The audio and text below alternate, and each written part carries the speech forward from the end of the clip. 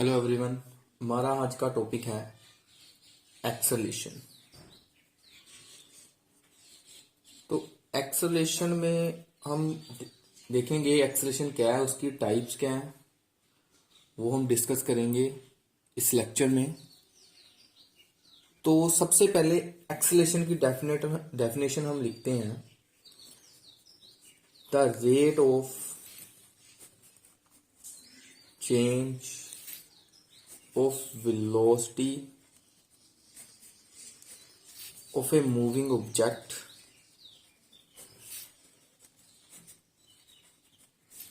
is called acceleration। एक moving object हमने लिया, ठीक है, उसकी जो वेलोसिटी चेंज होगी टाइम के साथ साथ, ठीक है, उसकी जो वेलोसिटी चेंज होगी टाइम के साथ साथ वो होगी एक्सीलरेशन। कैसे इसका फार्मूला बनेगा? एक्सीलरेशन को हम डिनोट करते हैं स्मॉल ए के साथ, और इसका फार्मूला होगा चेंज इन वेलोसिटी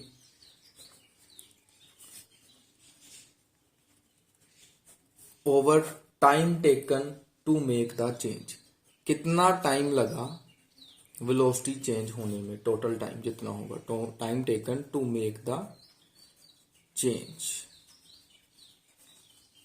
ठीक है, आप ऐसे भी लिख सकते हो change in velocity over time taken. तो ये डेफिनेशन है एक्सेलेरेशन की। टाइम के साथ साथ ऑब्जेक्ट अपनी कितनी वेलोसिटी चेंज करता है, टाइम और चेंज इन वेलोसिटी की जो रेशो होगी वो हमें बताएगी ऑब्जेक्ट की एक्सेलेरेशन कितनी है। अब बात करते हैं यूनिट क्या होंगे एक्सेलेरेशन के। देखो यूनिट्स क्या है, सबसे पहले हम फार्मूला लिखते हैं change in velocity over time. तो वेलोसिटी के यूनिट क्या है, ऊपर मीटर पर सेकंड और टाइम के सेकंड।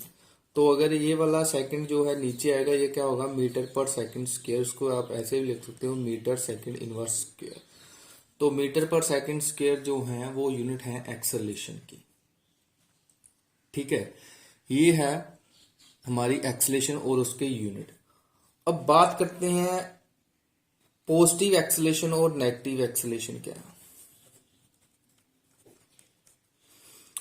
देखो पॉजिटिव एक्सेलेरेशन क्या है, अगर ऑब्जेक्ट जो है वो मूव कर रहा है और कॉन्टिन्यूसली उसकी वेलोसिटी जो है इंक्रीज हो रही है। ठीक है, ऑब्जेक्ट जो है वो मूव कर रहा है और कॉन्टिन्यूसली उसकी वेलोसिटी टाइम के साथ साथ इंक्रीज कर रही है, तो वैसा मोशन जो होगा वो होगा एक्सेलरेटेड मोशन। जब किसी ऑब्जेक्ट की मोशन के दौरान कॉन्टिन्यूसली वेलोसिटी चेंज हो और वो चेंज जो हो हमेशा ही इंक्रीज हो, जैसे 2 मीटर पर सेकंड, 2 मीटर पर सेकंड, फिर 3, फिर 4, फिर अप टू ऐसे इंक्रीज करती जाओ, तो ऐसा मोशन को हम बोलेंगे एक्सीलरेटेड मोशन।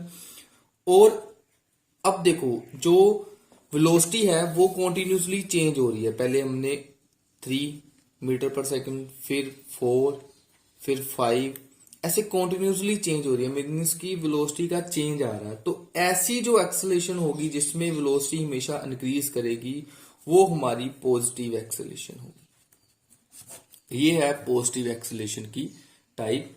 ठीक है, तो इसके ऑपोजिट जो है वो है नेगेटिव एक्सेलेरेशन। नेगेटिव एक्सेलेरेशन में क्या है, बिल्कुल इसके ऑपोजिट है। नेगेटिव एक्सेलेरेशन में जो वेलोसिटी है ऑब्जेक्ट की वो डिक्रीज करती जाएगी।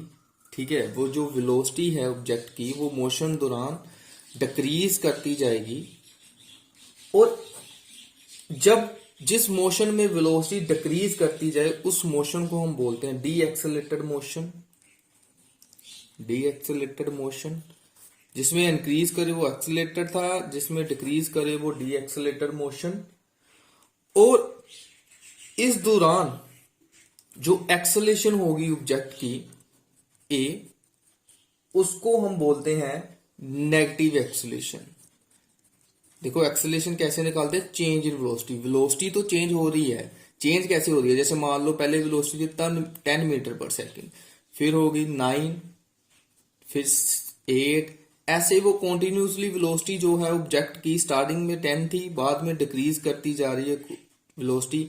और अगर वेलोसिटी डिक्रीज करती है इसका मतलब तो वेलोसिटी का चेंज हो रहा है। और कितने टाइम में ये पूरी वेलोसिटी चेंज हुई इनिशियल पॉइंट से इनिशियल से फाइनल स्टेज तक, इतनी वेलोसिटी चेंज हुई, कितना चेंज हुआ टोटल, और उस चेंज को आप जब टोटल टाइम से डिवाइड करेंगे तो आपके पास आएगी एक्सेलेरेशन। तो ऐसी जो एक्सेलेरेशन होगी जिसमें वेलोसिटी ऑब्जेक्ट की डिक्रीज होगी वो होगी हमारी नेगेटिव एक्सेलेरेशन। नेक्स्ट बात करते हैं यूनिफॉर्म एक्सेलेरेशन। यूनिफॉर्म एक्सेलेरेशन में देखें क्या है। The acceleration is said to be uniform acceleration when equal changes in velocity takes place in equal interval of time. The motion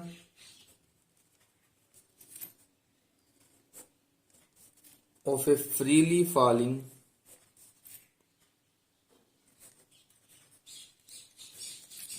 object under gravity is a example of accelerated motion।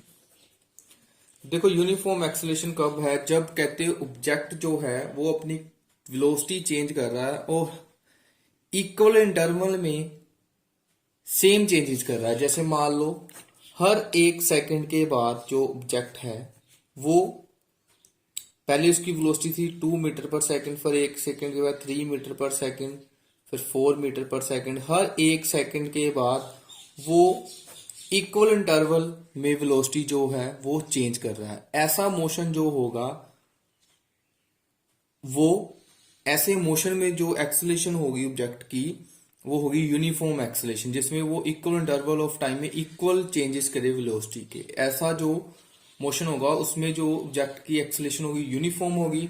और ऐसा motion जब कोई body under the effect of gravity, means की under the effect of gravity वो freely fall करती है gravity के effect के अंदर। जैसे आप किसी चीज को फेंकते हैं, ठीक है, तो वो इक्वल इंटरवल में अपनी वेलोसिटी चेंज कर दी है। तो ऐसा जो एग्जांपल है फ्रीली फॉलिंग ऑब्जेक्ट की, जो एग्जांपल है under the effect of gravity, वो है यूनिफॉर्म एक्सेलरेशन की।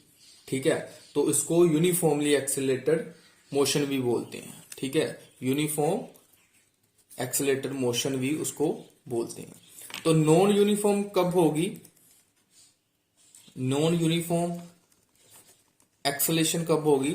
जब ऑब्जेक्ट जो है वो इक्वल इंटरवल में वेलोसिटी चेंज ना कर पाए in equal interval of time. ठीक है, वो unequal interval of velocity change करे equal interval of time, means कि हर 1 सेकंड के बाद वो कभी 2 मीटर पर सेकंड की वेलोसिटी चेंज करता है, कभी 1 मीटर पर सेकंड, कभी 3 मीटर पर सेकंड की वेलोसिटी चेंज। ऐसा जो मोशन होगा, ठीक है, उसमें जो एक्सेलरेशन होगी वो नॉन यूनिफॉर्म एक्सेलरेशन होगी। तो एग्जाम्पल, जैसे मान लो एक कार जो है वो रोड पर चल रही है, तो उसकी जो एक्सेलरेशन है वो वेरी कर रही है। ठीक, उसकी एक्सेलरेशन जो है, उसकी वेलोसिटी जो है वो वेरिएबल है। वेलोसिटी चेंज तो कर रही है, लेकिन रोड पर जाते समय कभी कार आगे अगर कोई ऑब्जेक्ट आ जाए तो उसको वेलोसिटी कम पड़नी पड़ेगी, अगर ऑब्जेक्ट ना हो तो वेलोसिटी इंक्रीज भी कर सकता है। तो ऐसे वो अपनी जो वेलोसिटी है उसको वेरिएबल करवा रहा है, वेरी कर रहा है। तो ये एग्जांपल जो है नॉन यूनिफॉर्म एक्सेलरेशन की है। इसमें इक्वल इंटरवल ऑफ टाइम में इक्वल चेंजेस नहीं हो रहे, मीन्स इक्वल चेंजेस मीन्स की वेलोसिटी इक्वल चेंज नहीं हो पा रही। तो जब कार रोड पर चलती है तो ये जो एक्सेलरेशन होगी उसकी नॉन यूनिफॉर्म एक्सेलरेशन होगी।